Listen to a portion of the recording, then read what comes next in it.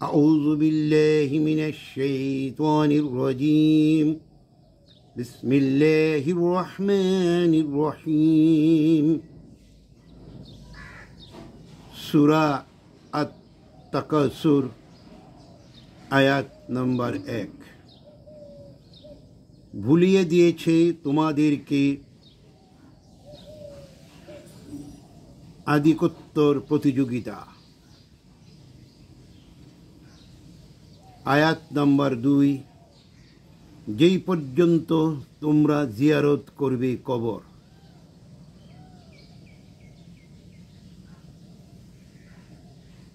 এই দুটি আয়াতে আল্লাহ রাব্বুল আলামিন আমাদেরকে কি বুঝাতে চেয়েছেন? অর্থাৎ দুনিয়া কামাই করার জন্য, দুনিয়াকে লাভ করার জন্য আমরা অধিকত্তর প্রতিযোগিতায় নেমে গিয়েছি, পরকালকে আমরা ভুলে গিয়েছি।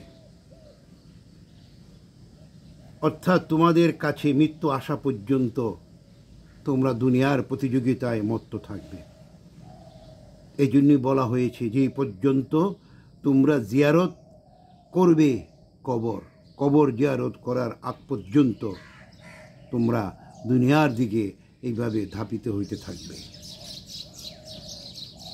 এই জন্য আমাদের প্রিয় নবী হযরত মুহাম্মদ সাল্লাল্লাহু আলাইহি সাল্লাম একটি হাদিসে বলেছেন, রাসূলুল্লাহ সাল্লাল্লাহু আলাইহি সাল্লাম বলেন, আদম সন্তানের যদি এক উপত্যকা স্বর্ণ থাকে তবে সে ভালোবাসবে তার যদি স্বর্ণের 2টি উপত্যকা থাকত।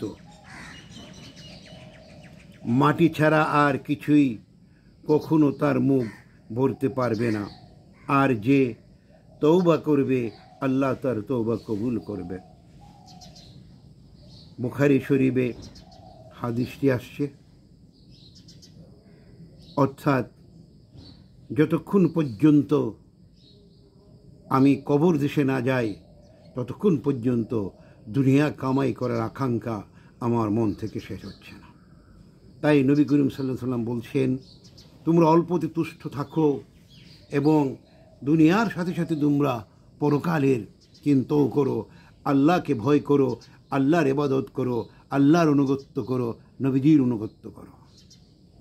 যারা একমুখী হয়ে গেছেন, দুনিয়া কামাই করতে গিয়ে হালাল হারাম সব কিছু ভুলে গেছেন, সুদ ঘুষ জুয়া যেগুলি কোরআন মজিদে নিষেধ করা হয়েছে সেগুলি গ্রহণ করেছেন, একবার ভাবিয়া দেখুন, যখন আপনি কবর দেশে চলে যাবেন তখন এগুলি আপনার কোনো কাজে আসবে না।